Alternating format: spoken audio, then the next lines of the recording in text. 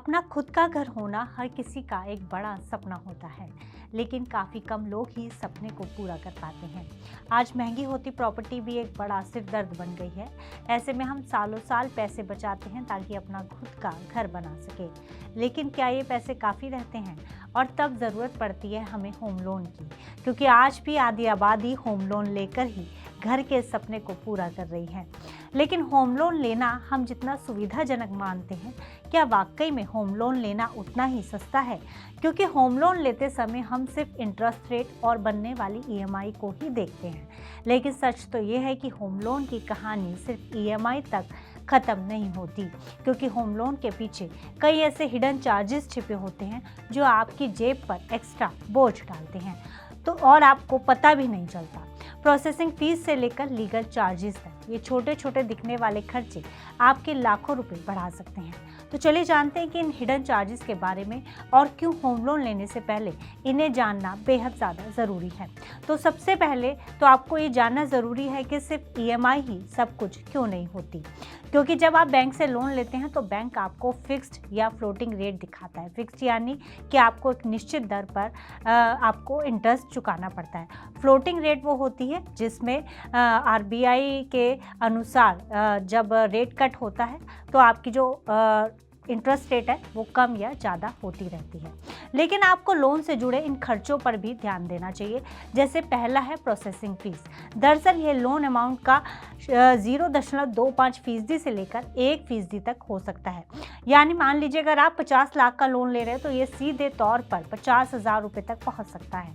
दूसरा है administrative charges. कुछ बैंक इसे प्रोसेसिंग फीस से अलग रखते हैं, ये बैकएंड पेपर वर्क के लिए लिया जाता है। और तीसरा है टेक्निकल और लीगल वैल्यूएशन।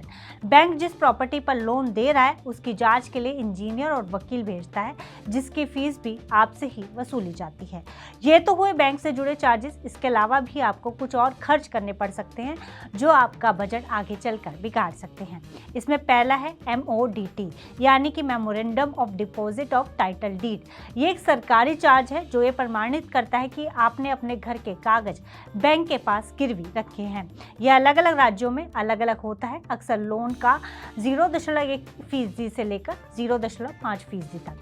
दूसरा होता है प्रीपेमेंट और फोरक्लोजर पेनल्टी। अगर आप समय से पहले लोन बंद करना चाहते हैं तो बैंक आपसे पेनल्टी मांग सकता है। हालांकि फ्लोटिंग रेट पर ये अब आरबीआई ने बंद कर दिया, लेकिन फिक्स रेट पर ये अभी भी लागू है। तीसरा है ईएमआई बाउंस चार्जेस। अगर किसी महीने खाते में बैलेंस ना होने की वजह से ईएमआई नहीं कटी तो बैंक भारी जुर्माना आपसे वसूलता है। और चौथा है डॉक्यूमेंट रिट्रीवल चार्जेस, यानी लोन खत्म होने पर जब आप अपने ओरिजिनल कागज वापस मांगने जाते हैं तो कुछ बैंक उसकी फाइलिंग के लिए भी पैसे आपसे वसूलते हैं।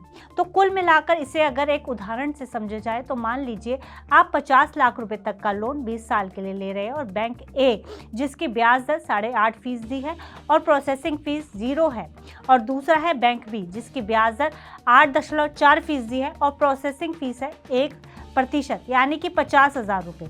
देखने में बैंक बी का ब्याज आपको कम लग सकता है, लेकिन शुरुआत में ही बैंक बी आपसे 50,000 रुपये अतिरिक्त ले रहा है और जो ये अतिरिक्त बोझ है आपके बजट को हिला सकता है।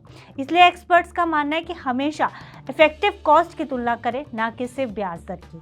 अब बड़ा सवाल है कि इन खर्चों को कम कैसे किया जाए, क्योंकि आप इन खर्चों को कम भी कर सकते हैं, बस आपको सही जानकारी होनी चाहिए। पहला है त्योहारी सीजन का इंतजार। दिवाली या न्यू ईयर के समय पर कई बैंक प्रोसेसिंग फी को पूरी तरह माफ कर देते हैं, तो आप इस समय का इंतजार कर सकते हैं और इस मौके का फायदा उठा सकते हैं और अपना खर्च भी कम कर सकते हैं। दूसरा है नेगोशिएशन। अगर आपका सिबिल स्कोर जो है वो 750 से 800 से ऊपर है तो आप बैंक से इन चार्जेस को कम करने के लिए मोल भाव भी कर सकते हैं और ख़त्म भी करवा सकते हैं। तीसरा है ग्रुप इंश्योरेंस से बचें। बैंक अक्सर लोन के साथ साथ एक इंश्योरेंस पॉलिसी लेने का दबाव बनाते हैं और ये ज़रूरी नहीं है। याद रखें, ये अनिवार्य नहीं है। आप बाहर से सस्ती पॉलिसी भी ले सकते हैं, इसलिए बैंक से लोन के एवज में ये पॉलिसी ना खरीदें, ये आपको महंगी पड़ सकती है और यहाँ आप अपने थोड़े पैसे बचा सकते हैं। साथ ही एक्सपर्ट्स मानते हैं कि लोन एग्रीमेंट साइन करने से पहले ही लोन से जुड़े सभी ज़रूरी दस्तावेजों को ध्यान से ज़रूर पढ़ें, क्योंकि इसमें सारे छिपे हुए खर्चे लिखे होते हैं। और दूसरा लीगल रिपोर्ट, यानी सुनिश्चित करें कि बैंक का वकील जो रिपोर्ट दे रहा है उसकी कॉपी आपके पास भी हो।